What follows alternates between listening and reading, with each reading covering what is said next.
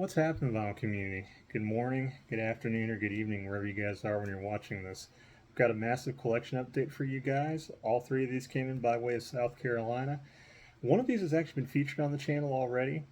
Did an unboxing for it last week. The other two are brand new to this channel. However, if you follow me on Instagram at TreeMcGee814, I actually debuted one of these on my page, and it's by far one of the biggest grabs of the year for me. But a little backstory on where these came from. These came in by way of South Carolina and a mutual friend of the channel. And Ed, if you're watching this video, again, thank you for your friendship and thank you for reaching out to me for these. I wouldn't have gotten them otherwise. But Ed, I actually met through Chris at Tunes from the Man Cave. We've done a lot of business. I've sold him quite a few albums to help fund Grails and other things. And he actually reached out to me and said, "Hey, I've got a album that's awesome, but I recently upgraded. Are you interested?" Told me what it was, and I was familiar with the artist. I wasn't familiar with the album, so I gave it a listen. Really loved it. Said, "Yeah, let's do a deal." We actually did a trade for this one and one other one that's no longer in the collection. It helped fund the biggest one in this stack, but we reached a trade, got this and unboxed it last week, but it's an absolutely amazing album, and one that I was very happy to discover. This is a Blue Note 84098. This is a Blue and Sentimental by Quebec. Features Grant Green, Paul Chambers, and Philly Joe Jones. This is an original stereo press. RVG metalwork, the ear, the whole deal. Apart from a little bit of just cover wear, wax is immaculate, and that's surprisingly a difficult one to find. And the thing I noticed about this album, along with a lot of Ike's work, is it's a little bit on the softer side. I'm used to more of the hard bop kind of thing as far as the Blue Note catalog goes, and that's generally where my wheelhouse is. But occasionally I like listening to softer stuff, and I actually learned about Quebec through another album I discovered his called It Might As Well Be Spring. It's one of my absolute favorites, and I love playing it. I have to be in the right kind of mood for that for the softer stuff. But anyway, love Ike's work, and when I discovered this one, I couldn't believe that I was going to get this, and I've spun it, absolutely love it, and it's a great addition to the collection. About 3 or 4 days after this one arrived, I put a post on Instagram. There's an album that I had discovered through actually because multiple friends of mine in the vinyl community had acquired it. Recently, Chris at Tunes from the Man Cave had actually upgraded his copy to I believe it, and Chris, if you watch this video, you can correct me if I'm wrong, but I think it was a first mono, I think. And Dylan at Noble Records, and another friend of the channel, another friend in the vinyl community, he actually stumbled across a massive jazz collection. One of the albums that he found was a coverless copy of this album. And another mutual friend of the community, Jason at the Jazz Basement, helped him find a original jacket that was suitable. So he got his copy taken care of, and I'm like, wow, I'm curious about this one. I mean, I knew who the artist was, but I never listened to the album. So I listened to it, fell in love with it on the first track, and I was like, this one's going to be expensive. So did some research. Yeah, original pressings are over $1,000, and I was like, there's no way. But maybe I can find a reissue. So I posted on my Instagram page, hey, if anybody's got one, just a older reissue or whatever, just reach out to me. Well, Ed actually got back to me within about half an hour and said, hey, I've actually upgraded my copy of that album. I have a second stereo press. Are you interested? Talked about price and said, yeah, it's going to take me a little bit, but we'll make it happen. Sold one jazz grail and 2 non-jazz grails to Dylan, and made it happen. Well, there's a little bit of a delay, and because of that, Ed actually threw in a gift as well. So it's another album on the Blue Note catalog I'm not familiar with. I'm not familiar with this artist, but everybody I've talked to who knows jazz says it's great. You'll love it. So show that one to you next. This is Blue Note 4006, Blues and Trinity, Dizzy Reese. Also features Donald Byrd and Art Taylor. This is a Japanese repress. I know it's going to sound amazing. The Japanese ones are some of the best ones that I've heard as far as the remastering goes. They're very highly prized. You know, this one's got the OBI stamp or OBI label and the whole deal. And like I said, I'm not familiar with Dizzy Reese's work, but I am familiar with Donald Byrd and Art Taylor. And if those guys played with this guy, then I know it's going to be fire.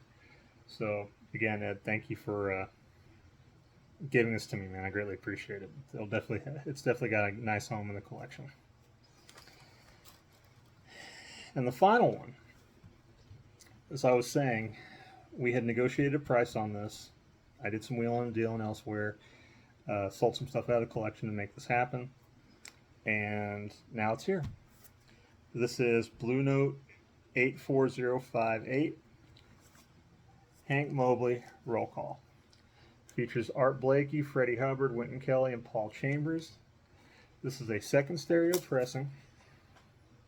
So the only difference between this and a first press is it's literally missing the plastolite P, which is the plant that they pressed them at. They pressed them at for so long. But it's got the RVG metalwork. I mean, the original. It's got a glossy cover. Apart from the P, there's no difference. This one came out, I believe, around 64, 65, so it was right around the time of the transition between Blue Note being its own entity and Liberty Records buying them out and taking Blue Note on. So it's still got like the Blue Note Records, 47 West 63rd Street in the NYC, the glossy jacket and everything else. It's only missing the P. It's only missing the plastolite P and the dead wax, but it's a very difficult album to find, very expensive album to find. First presses of this album are over $1,000. Before this one fell into my lap, I'd been doing some research, and the cheapest one I could find is $1,400. So, for an original press. So when this one fell in my lap, I jumped on it. It's got a little bit of light paper scuffing, but apart from that, and a little bit of staining on the edges of the album. I mean, it's pretty clean. Just general edge, just a little bit of edge wear, and like I said, a little bit of staining on the bottom, but it still presents beautifully. I'd actually done a little bit of work on the back of it to clean up some of the ring wear. Maybe one day I'll do a video on how to do that. It's the first time you do it, it's a little stressful, but if you follow the steps, it's really easy. And honestly, it costs you pennies on the dollar to bring these albums back to where they need to be. But anyway, that's another video for another day. But I mean, cover looks beautiful. Original inner and the wax. The side too looks really nice. It's honestly no real scuff marks or anything that I can see. Again, I'm probably not going to be able to pick this up very well, but it's got again RVG stereo. Again, just doesn't have the plastolite P. Side 1 has some very light scratches on it. Very, very light. They actually look worse than they really are. If you play this album, you will not hear it. You will not hear anything apart from the occasional little bit of crackle here and there. It's a very loud album. It was mastered very loudly. But visually, like I said, it's got those marks on it, but they're superficial. That's all they are. but it plays beautifully. I am super stoked to have this album. I never thought I would have it, and I also especially never thought I'd have it this quickly, which says a lot about who you know and the friends that you make. You know, you make lasting friendships, they look out for you. But with this one in the collection now, and now I got to figure out what's the next one on the list to find. The number one Grail for me is John Coltrane's album, Love Supreme in mono. I really want a first mono press. I've talked about that album so many times.